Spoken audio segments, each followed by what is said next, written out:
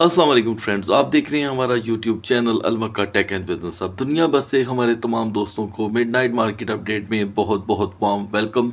तो दोस्तों, आज मार्केट में बीटीसी ने काफ़ी पॉजिटिव रिस्पांस दिया और $1300 का पंप एंड रिकवरी दिखाई दी, जिसमें से थोड़ी बहुत अब कमी होती दिखाई दे रही है। अगर हम कैपिटलाइजेशन की बात करें तो सुबह की निस्बत अब भी $1 बिलियन का इजाफा हुआ है और एक मरतबा फिर से आपके सामने मार्केट 68,000 में एंटर हुई है।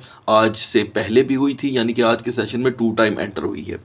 तो दोस्तों, मैंने आपको प्राइस रिजेक्शन के बारे में बताया था, तो बीटीसी का 68,000 से 68,300 प्राइस रिजेक्शन बन रहा है, यानी कि यहाँ से मार्केट बार बार शॉर्ट हो रही है। तो नेक्स्ट 12 आवर के लिए क्या सूरत रहेगी वो भी मैं आपके साथ शेयर करने वाला हूँ। जो दोस्त मार्केट में बीटीसी की प्राइस एनालिसिस से ही ट्रेड करते हैं उनके लिए लास्ट सेशन बड़ा अहम होगा। इसके बाद दोस्तों, इथेरियम अपना पावर शो करने में बिल्कुल नाकाम रहा और अभी भी नाकाम है। एग्जैक्टली ऐसा ही हुआ कि 2530 से इसने सेकंड ट्रेडिंग सेशन का आगाज़ किया और वही हुआ दोस्तों कि 2506 का 2506 का हमने लो देखा और अब फिर इसकी मार्केट रिकवर हो रही है, लेकिन हद हमें सिर्फ 2535 ही देखने को मिल रही है। तो दोस्तों, मार्केट के अंदर अच्छा खासा पैनिक है। यहाँ पर मैं थोड़ा सा आपके साथ हवाला शेयर करना चाहता हूँ किस चीज़ का, गोल्ड का। ठीक है जी, तो गोल्ड के यहाँ पर जो दोस्तों प्राइस हैं वो बहुत बुरी तरह आज क्रैश हुए, कल भी हुए। कल जो क्रैश हुए वो आज सुबह रिकवर हुए और आज फिर मार्केट शाम के वक्त गोल्ड की क्रैश कर गई, लेकिन इतना क्रैश नहीं की कि हम कहें जी रिकॉर्ड टूट गए। तो लिहाजा गोल्ड की रोटेशन बहुत ही सुपर्ब चल रही है। अभी भी गोल्ड की मार्केट 2730-34 के करीब रोटेट हो रही है, लेकिन हम स्टिल बीटीसी के अंदर एक डंप देख रहे हैं। और आज अच्छी न्यूज़ ये है दोस्तों कि डोनाल्ड ट्रंप ने WWE के स्टार्स के साथ मुलाकात की, यानी कि अंदाज़ा करें कि वो बंदा अपनी कैंपेन के लिए क्या क्या कर रहा है। तो WWE के बहुत से स्टार्स ने आज उसे वेलकम किया, जिसमें से अंडरटेकर, ट्रिपल एच और ऐसे कई प्लेयर्स थे जिन्होंने ट्रंप को बहुत ही ज़बरदस्त वार्म वेलकम किया है। और अंडरटेकर ने तो उनके साथ बाकायदा मतलब वोट वगैरह के हवाले से भी जो कि है बातचीत की। तो अब आप अंदाज़ा करें कि वो अपनी किसी इंडस्ट्री को नहीं छोड़ रहे और मुझे बड़ा अच्छा लगा कि वो अपनी मतलब इंडस्ट्री को भी यहाँ पर प्रमोट कर रहे हैं। शायद उनके भी कोई हकूक़ के मसाइल चल रहे होंगे बिहाइंड द स्क्रीन और उनको भी उन्होंने कोई वादा करने की बात की है। अब देखें कि जब वो हुकूमत में आएंगे वो पूरा करते हैं कि नहीं। तो दोस्तों, ये सब बातें तो होती रहेंगी। आगाज़ करते हैं बीएनबी से। बीएनबी की हमारी आज की सपोर्ट थी 582, रेजिस्टेंस 593। तो बीएनबी ने हमें सबसे बड़ा लो यहाँ पर दिया 586 का, हाई रहा 593.30 का। तो हमें यहाँ पर दोस्तों बीएनबी के अंदर एक अच्छी ट्रेड मिली है। करीब हम कह सकते हैं कि ये थी $7 की ट्रेड। नेक्स्ट 12 आवर के लिए बीएनबी की सपोर्ट स्टिल 582 की ही है और मैक्स रेजिस्टेंस 595। अब आते हैं दोस्तों सोलाना की तरफ। सोलाना की हमारी सपोर्ट थी 166.50 और रेजिस्टेंस 174.70।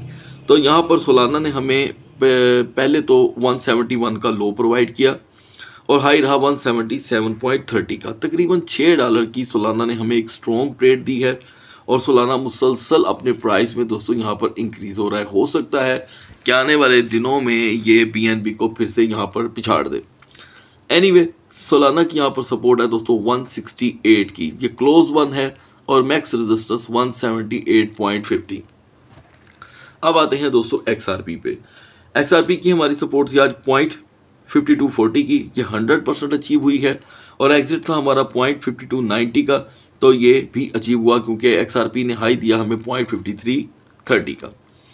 एन मुमकिन है कि अगले 12 घंटों के अंदर अंदर XRP हमें दोबारा से 0.5270 का लो प्रोवाइड करे, यही इसकी सपोर्ट रहेगी और रेजिस्टेंस 0.5340 की।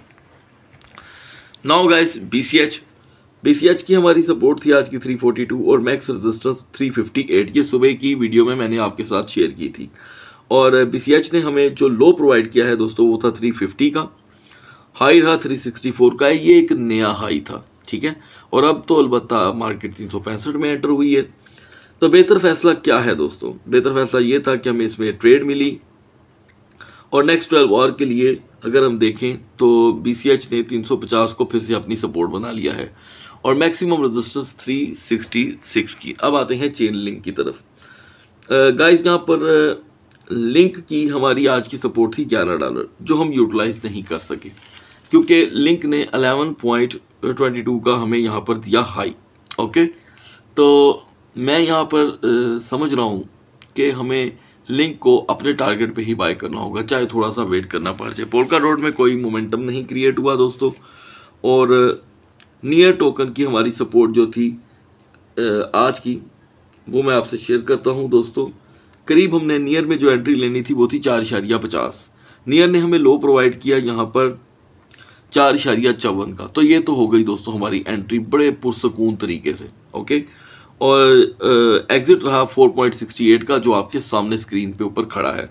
ये 14 सेंट की ट्रेड थी। मैं स्टिल बिलीव करता हूँ कि नियर की सपोर्ट 4.55 से 50 के दरमियान ही रहेगी। सुई की मेरी आज की प्रेडिक्शन थी दोस्तों कि सुई हमें 1.90 तक का लो दे सकता है। अलबत्ता 1.95 का हमने लो देखा। अभी भी सुई की रोटेशन 1.90 से 1.98 के दरमियान हमें मुसलसल देखने को मिलेगी।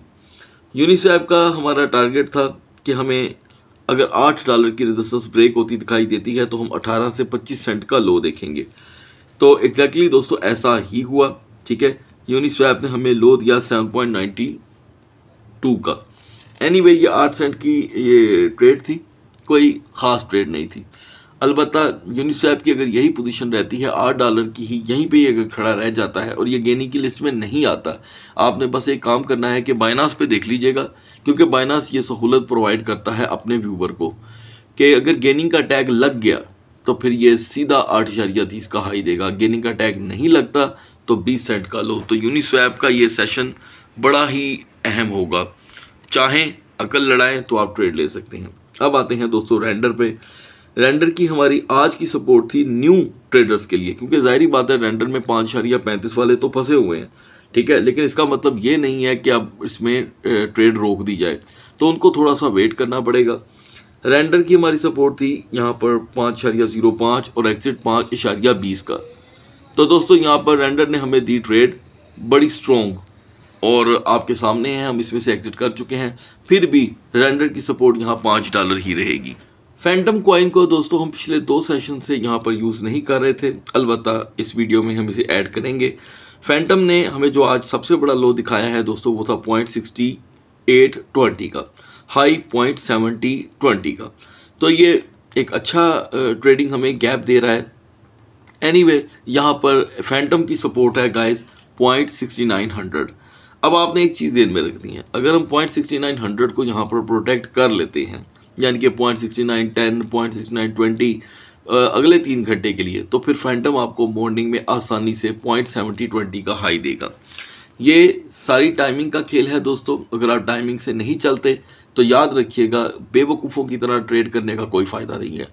बहुत से व्यूवर का ये मानना है कि बस टोकन देखो, उसका मुंह देखो और एंट्री मार दो। ऐसा कभी नहीं होता। अगर आप टाइमिंग का लिहाज करेंगे, अपनी ट्रेड को निखारना चाहते हैं, तो आपको प्लीज़ अपनी ट्रेड के अंदर वक्त का तयन करना पड़ेगा। ये बहुत से मैं व्यूअर को पहले भी कह चुका हूँ, और क्योंकि मैं आने वाले दिनों में आपके साथ एजुकेशनल वीडियो का सिलसिला शुरू करने लगा हूँ, फिर एक बार मैं जानता हूँ कि सारी दुनिया, मेरे बहुत से ऐसे व्यूअर्स हैं जो सिर्फ ये जानते हैं और ये चाहते हैं कि उनको सिर्फ पोजीशन मिले कि कब एंट्री लेनी है, कब एग्जिट करना है। वो सीखना नहीं चाहते, वो करते हैं अपना नुकसान। लेकिन फिर भी आइंदा आने वाले दिनों में मैं आपको बाकायदा तौर पे एजुकेशनल वीडियो प्रोवाइड करने लगा हूँ। बहुत देर हो चुकी है मुझे इसके ऊपर अपडेट दिए, तो अगर आपको सीखना है तो मुझे उम्मीद है कि वो वीडियोस आपका अब बहुत ही हाथ बटाने वाली हैं ट्रेड की दुनिया में। एनीवे, हमारी आज की बीजीपी की सपोर्ट थी गाइस 1.14 और रेजिस्टेंस 1.20। बीजीपी ने हमें यहाँ पर 1.17 का लो दिया और हाई रहा 1.20 का। एग्जैक्टली हम अपनी ट्रेड के अंदर ही रहे। मैं यकीन करता हूँ इस बात पे कि बीजीपी किसी भी वक्त हमें 1.15 का लो दे सकता है। तो ये 1.15 और 1.22 के दरमियान रोटेट होगा। और याद रखिएगा कि स्टेप बाय स्टेप जो बीजीपी है वो अपनी पोजीशन को मजबूत करता ही चला जा रहा है।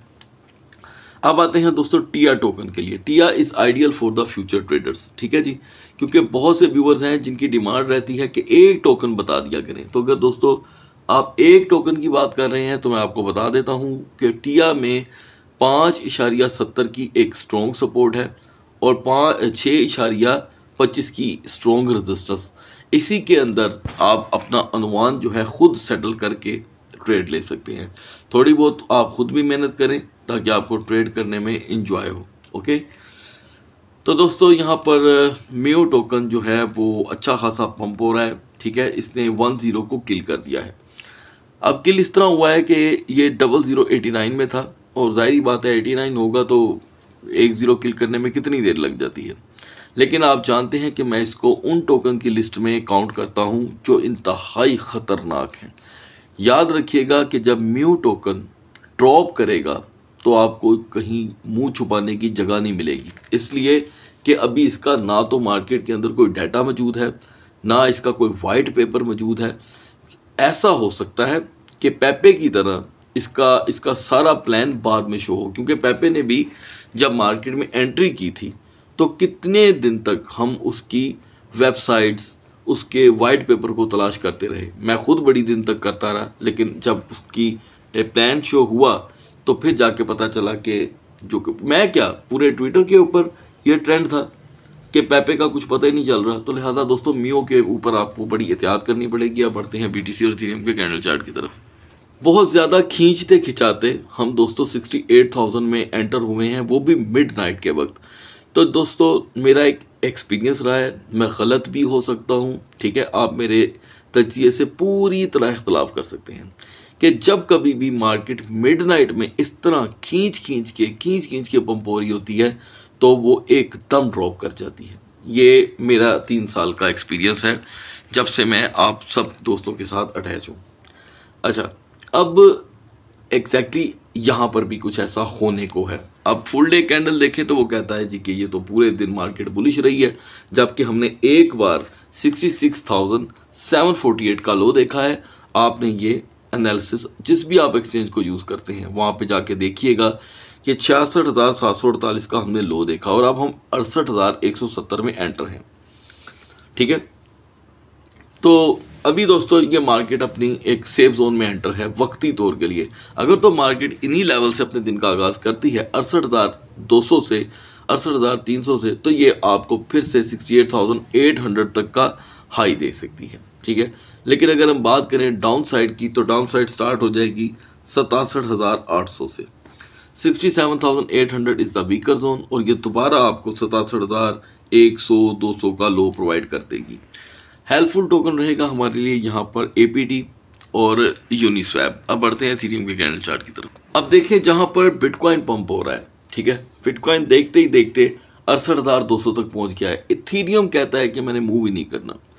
इथेरियम के प्राइस स्टिल है, ऐसे स्टिल हैं जैसे कि बस मतलब कि कोई इसके अंदर जान मौजूद नहीं है और वॉल्यूम जो है इसका ड्रामेटिकली स्टक है।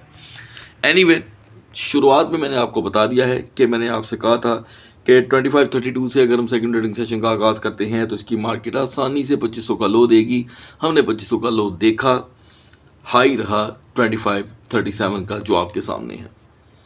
अब यहाँ पर एक सपोर्टिंग कैंडल बन रही है दोस्तों फुल डे के ऊपर और बिहाइंड द स्क्रीन एक बुलिश एंगल्फिंग जो कुछ देर पहले यहाँ पर पूरी तरह बिरिश थी।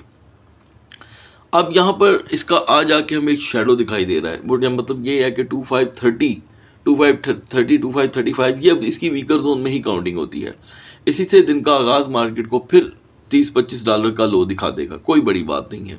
ठीक है, लेकिन मोस्टली अगर हम रिकवरी स्ट्रॉन्गली देखना चाहते हैं तो हमें 2560 से 2565 की रेजिस्टेंस चाहिए होगी, फिर जाकर इसकी मार्केट होगी यहाँ पर सेफ। हेल्पफुल टोकन है हमारे लिए स्टिल यहाँ पर सुई, LDO और OP। तो दोस्तों सुबह तक अल्लाह हाफिज़।